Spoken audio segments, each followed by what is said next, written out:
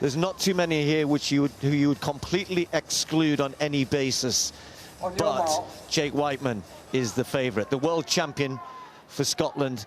Can he take the Commonwealth title? There are front runners in this race, but perhaps not in the sort of form that they would normally want to take it out really hard. The likes of Cheruiyot, the likes of Ollie Hoare, and Elliot Giles just goes to the front, and it's the South African, rather unusually, who's gone to take this on. You wouldn't expect to see him there. Not too quick, it doesn't look, Paula, so a decent pace being set, but tactics are going to be so important as ever.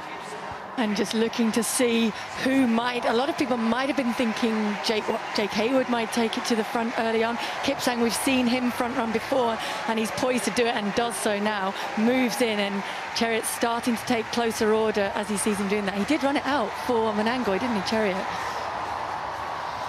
Yeah, this is actually reasonably swift. Kipsang has just kept this moving along here, so they're going to hit 400 metres well under 60 seconds.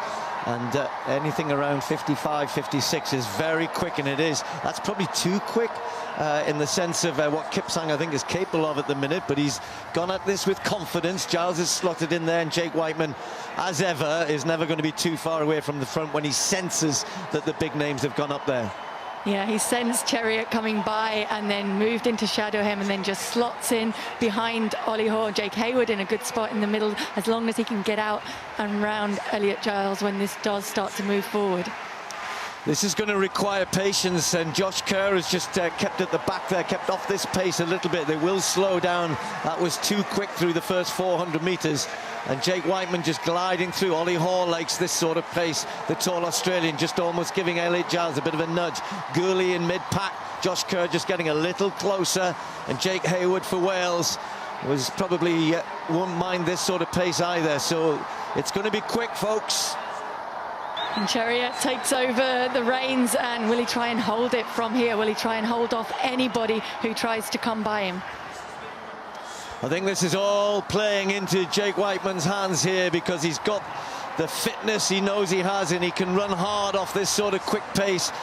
I really don't understand why Cheruiyot and Kipsang think they could run away from this field, because it's slowed, really. They're keeping a good pace going, and it's going to be up to Cheruiyot to try and rediscover his form of old as Jake Hayward starts to move out. Josh Kerr looks tired further back.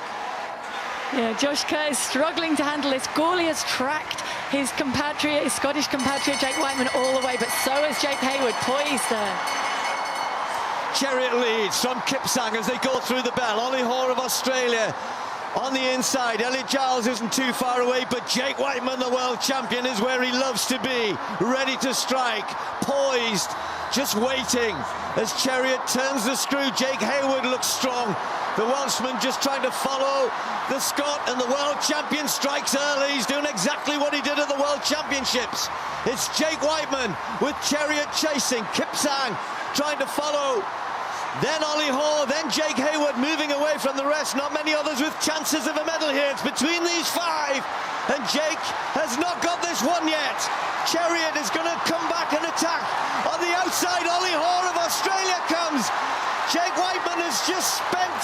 It's going to be Cheruiyot and Hoare. Who's going to get it? It's going to be Australia! The gold! And behind me, they are celebrating. Not since Herb Elliott in 1958 have Australia had a Commonwealth 1500-metre champion. Cheruiyot just about had it and had no more legs in the last 5 metres. We said all along, if it's hard, Ollie Hoare enjoys a hard pace, and it's a games record.